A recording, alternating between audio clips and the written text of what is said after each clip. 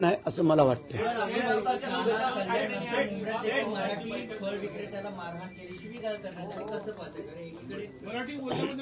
हां, जे घडतंय ते काही थोडं चुकीचं पण होतंय असं आता वाटायला लागलेलं आहे। त्याच्यामुळे त्याच्यावरती योग्य निर्णय आम्ही घेऊ आणि जे काय अशा कुठं घटना घडतायत त्याला त्याच पद्धतीने प्रत्युत्तर पण दिलं जाईल।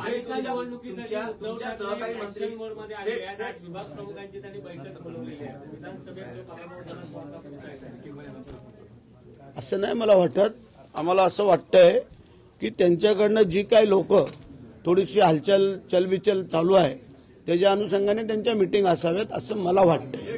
पण ठीक आहे, दोन्ही त्यांचं हे साध्य करावं की कोणी जाऊ पण नाही आणि त्याचा अर्थ आपल्याला पुढच्या निवडणुका लढायच्या।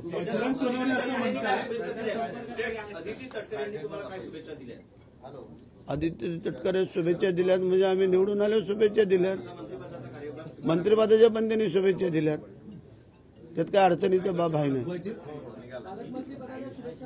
अरे मगाशी सांगितलं ना आम्ही की जे आमचे नेतेवरती ठरवणारे बसलेले आहेत आणि ते योग्य निर्णय देतील असं आम्हाला वाटतंय।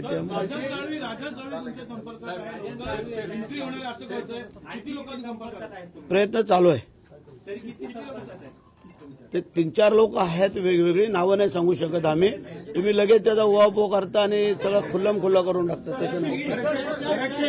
बजरंग सोनवणे असं म्हणतायत की बीडची जी केस आहे त्या बीडमध्ये न देता इतर ठिकाणी देण्यात ठीक आहे, आता प्रत्येकच वेगवेगळं। आता पहिले पोलिसांकडे होतं, ते CID-कडे गेलं, आता SIT-कडे सुरपूत केलं। आता SIT पेक्षा जर वरती अजून काय असेल तरी जाऊ द्या, आता त्याचं दूध का दूध पाणी का पाणी केलं जाईल आणि होऊन जाईल। तर आता आम्हाला जर पूजा बिजा करू दे।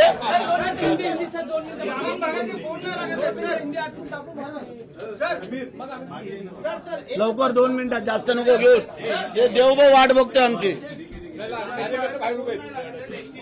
ग्रामीण भागातले आणि सिटीतले कुठल्याही डेपोतले फोन लागत नाही कधीपासून? पहिल्यापासूनच नाही, चुकीचं आहे। आम्हाला 3-3 वाजता फोन करतायत लोक। ऐका, मी काय बोलतोय, आता त्याला नवीन मंत्री दिलेले आहेत प्रताप सरनाईक आणि ते सगळं आता अपडेट घेत आहेत आणि त्याला योग्य तो न्याय दिला जाईल।